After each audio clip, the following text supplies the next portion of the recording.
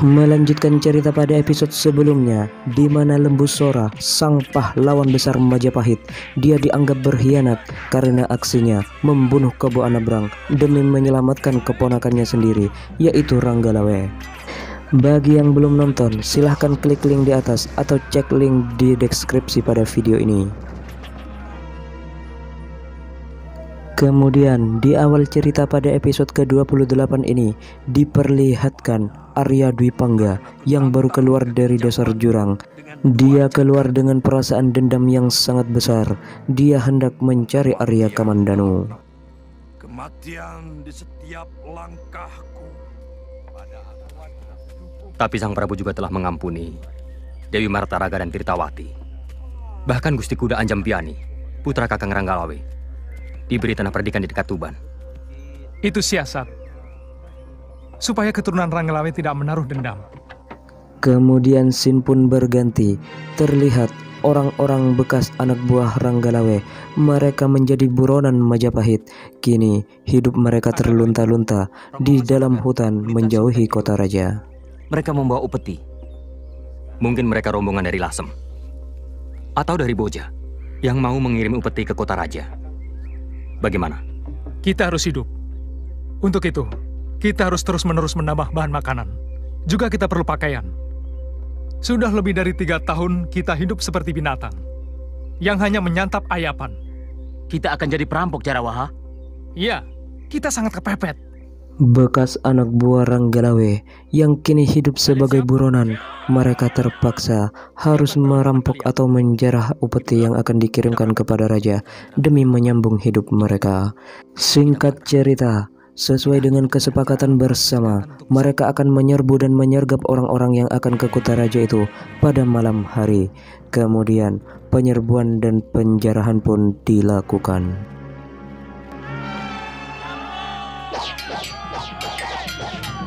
Layaknya seorang perampok, orang-orang bekas anak buah Ranggalawe itu hendak akan merampok atau mengambil barang-barang bawaan mereka itu.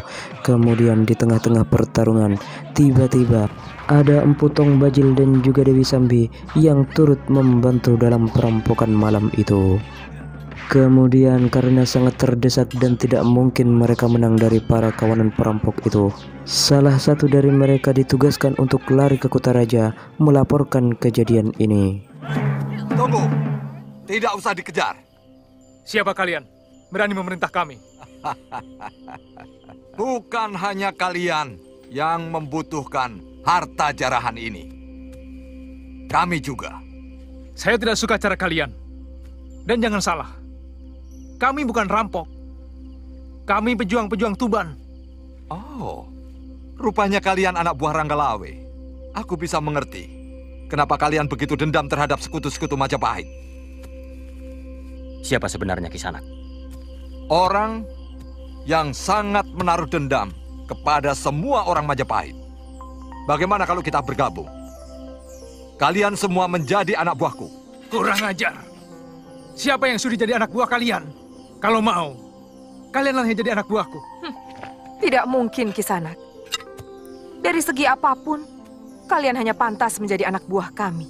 Ilmu silat kalian masih cetek, apalagi pengetahuan kalian hanya sampai sebatas Tuban. Kurang ajar. Pada mulanya, bekas anak buah Ranggalawe itu tidak mau dan menolak menjadi anak buah Tong Bajil dan juga Dewi Sambi. Akan tetapi, melihat kesaktian Empu Tong Bajil yang mampu meringkus bawahan Ranggalawe itu dengan satu pukulan, membuat mereka kagum. Apalagi Tong Bajil berkata bahwa mereka memiliki tujuan yang sama, yaitu mengganggu dan merusak kewibawaan Majapahit. Yang paling menakutkan, 2 orang yang datang terakhir, Gusti. Dia berbadan pendek, dengan senjata tongkat. Dan seorang lagi yang membunuh Suropati, seorang pendekar wanita. Mendengar laporan tersebut, Arya Kamandanu dan juga Sakawuni sebenarnya sudah curiga bahwa pelakunya adalah Tong Bajil dan juga Dewi Sambi. Kemudian, atas penawaran Empu Wahana, Kamandanu dan juga Sakawuni ditugaskan untuk menumpas mereka.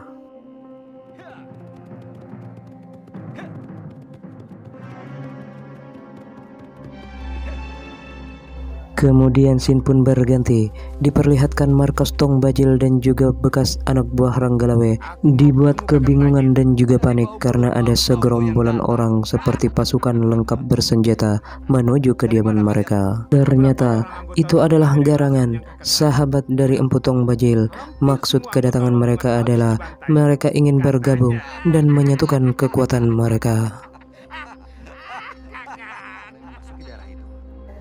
Kemudian scene pun berganti, diceritakan Arya Kamandanu dan juga Sakawuni tengah masuk ke daerah Gunung Lamongan yang tandanya mereka sudah berada di daerah gembong perampok itu.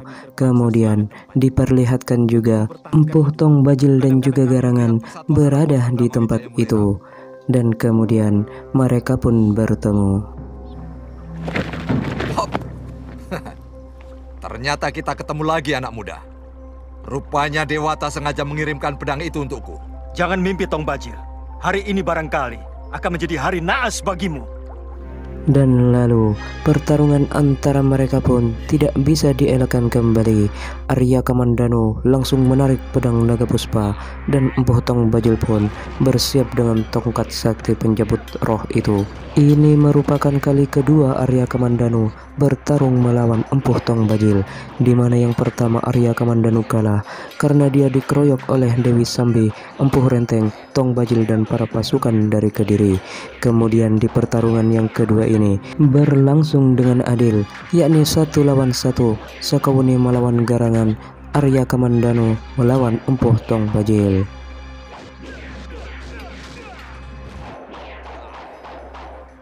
Terlihat tongkat Empu Tong Bajil hancur berkeping-keping akibat bentrokannya melawan keris naga puspa. Kemudian akibat terlalu lama Arya Kamandanu menggunakan pedang naga puspa, tenaga dalamnya pun disedot dan dia tidak mampu mengendalikan pedang naga puspa. Lalu melihat kesempatan pada keadaan itu, Tong Bajil langsung menyiapkan jurus atau ajian andalannya, yakni Segoro Geni, untuk menyerang Arya Kamandanu.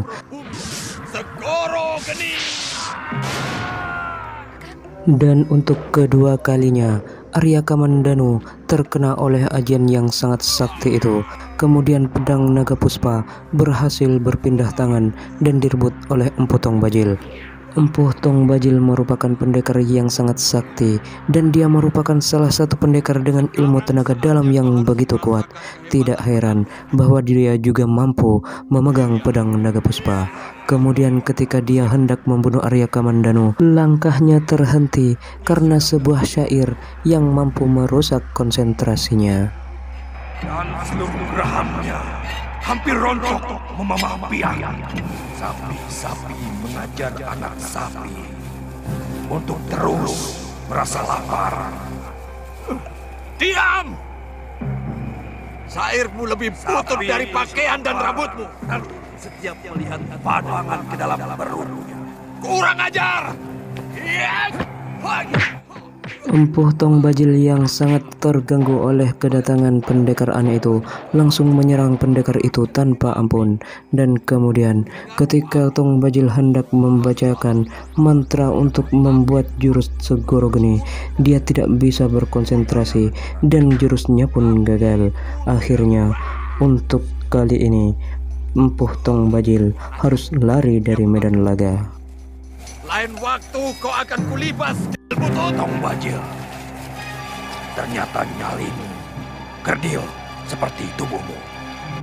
Pendekar yang menolong Arya Kamandanu dan mengusir Tong Bajil itu tidak lain adalah Arya Dwi Pangga, yang kali ini dia dipanggil pendekar syair berdarah.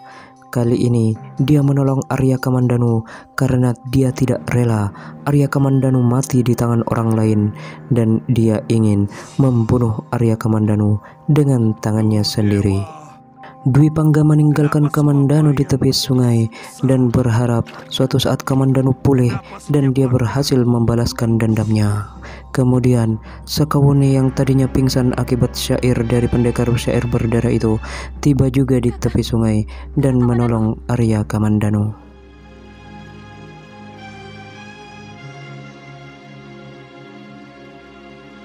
Dengan mengandalkan obat yang diberikan oleh Dewi Tunjung Biru, Sakawuni berharap Arya Kamandanu bisa bangkit dan sembuh dari ajian segoro geni itu. Pedangku. Mana pedangku? Akibat pedangnya dicuri, Arya Kamandanu meminta Sakawuni pergi sendirian ke Majapahit dan melaporkan apa yang sebenarnya terjadi. Sementara Arya Kamandanu, dia akan pergi ke petilasan gurunya, yakni Empu Ranubaya. Sesampainya di gua tempat petilasan Empu Ranubaya, Kamandanu jatuh pingsan dan seseorang sedang menolongnya.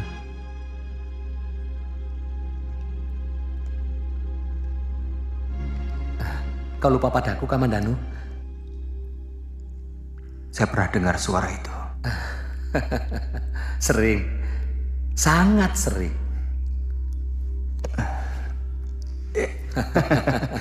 Wirot. Kamandanu. Ternyata kau juga ada di sini. Aku mimpi ketemu guru. Beliau menyuruhku menjaga gua jamur ini. Katanya ada mutiara yang tersimpan di sini. Mutiara? Iya. Tapi sebelum guru bilang, aku sudah terbangun. Ternyata yang menolong Arya Kamandanu adalah Wirot. Dia merupakan saudara seperguruan Arya Kamandanu.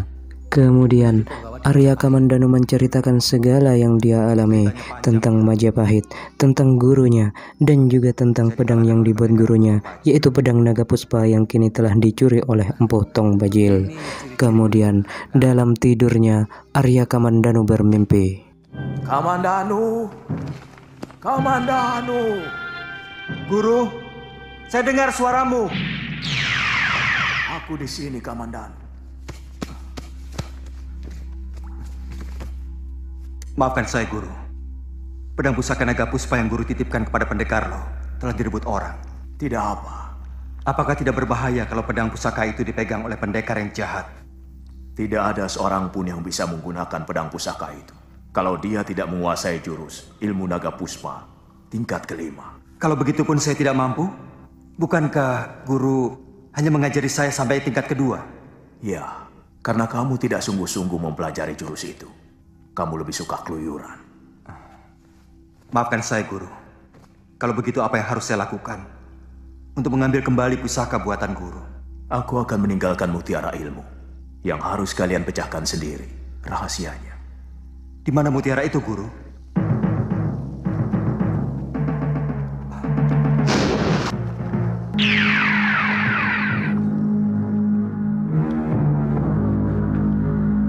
Guru. Guru. Guru.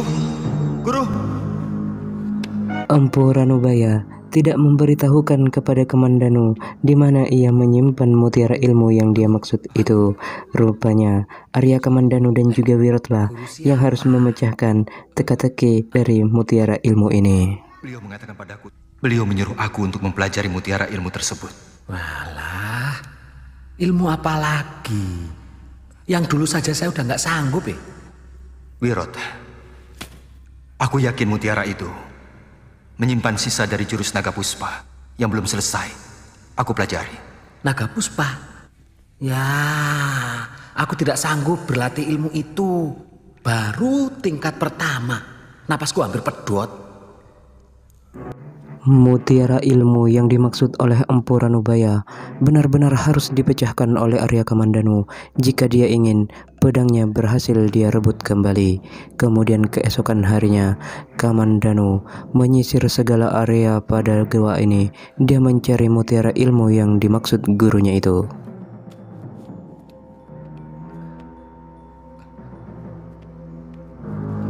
Kamandanu, kamu, itu tempat suci guru. Nanti kualat kamu. Carilah barang di tempat di mana orang lain sama sekali tidak menduga.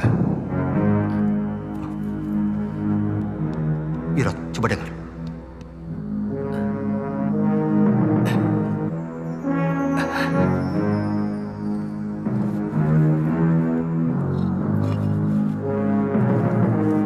Akhirnya, setelah sekian lama mencari, Arya Kamandanu dan juga Wirot menemukan tempat rahasia gurunya menyimpan mutiara-mutiara ilmu yang dimaksud oleh Empu Ranubaya itu. Mana mutiaranya? Ini mutiaranya. Mana? Gambar naga bumi. Tapi mana mutiaranya? Inilah mutiara ilmu yang diberikan guru kepada kita. Aku yakin ini sebuah rahasia dari jurus naga puspa. Coba kamu baca tulisan di bawah ini. Cakar Nogo Ginurat Papat Hanawut Angkoso. Apa artinya?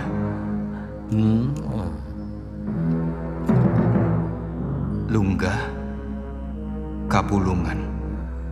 Apa maksud tulisan ini? Sebentar. Saya pernah mendengar kata-kata itu. Kalau Kapulungan itu nama sungai yang ada di barat. Kalau Lunggah, aku lali kok. Aduh, aku lupa. Satu persatu, rahasia mutiara ilmu yang ditinggalkan oleh Empu Ranubaya mulai terpecahkan. Kemudian Arya Kamandanu mengaplikasikan gambar yang ia lihat dari peninggalan gurunya itu dalam sebuah gerak atau silat yang ia padukan juga dengan jurus naga puspa yang telah dia kuasai. Wah, bentuknya sama Kamandanu. Hebat kamu. Itu cuma bentuk jurus. Tapi bagaimana jalannya? Apa saja bentuk pukulan dan tangkisan yang ada di dalamnya? Kita tidak pernah tahu.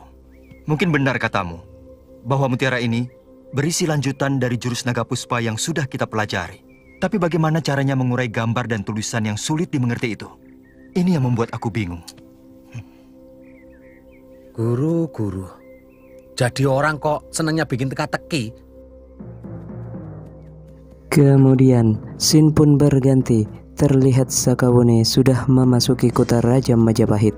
Dia langsung akan melaporkan apa yang sudah dia alami dan dia dapatkan dari pengembaraannya mencari gembong perampok itu. Silakan. Bagaimana beritanya, Wuni? Kekuatan mereka lebih dari 300 orang. Yang kami curigai ternyata benar. Pimpinannya bernama Empu Tong Bajil dan Dewi Sambi. Kedua pendekar itu tidak boleh dipandang enteng. Cukup laporan tempat dan kekuatan mereka saja, Sakawuni. Saya tidak butuh penilaian. Mana Arya Kamandanu? Dia terluka sewaktu bentrok dengan Empu Tong Bajil. Saya tanya, di mana Kamandanu sekarang? Jangan kasar padaku, Rake. Aku bukan budak Tuan. Aku bukan bawahan Tuan. Dan aku melakukan tugas ini atas persetujuan Patih Nambi. Kenapa Tuan memperlakukan saya seolah-olah kami mendapat keuntungan dari tugas ini? Saya peringatkan sekali lagi, Tuan. Pendekar pendek yang bernama Empu Tong Bajil itu sangat berbahaya. Juga Dewi Sambi. Saya mohon pamit. Dan bersambung, saksikan kelanjutan kisah Tutur Tinular Arya Kamandanu di channel kesayangan kalian, Herman Studio. Terima kasih sudah nonton. Jangan lupa like, komen, dan subscribe. Sampai jumpa di video selanjutnya.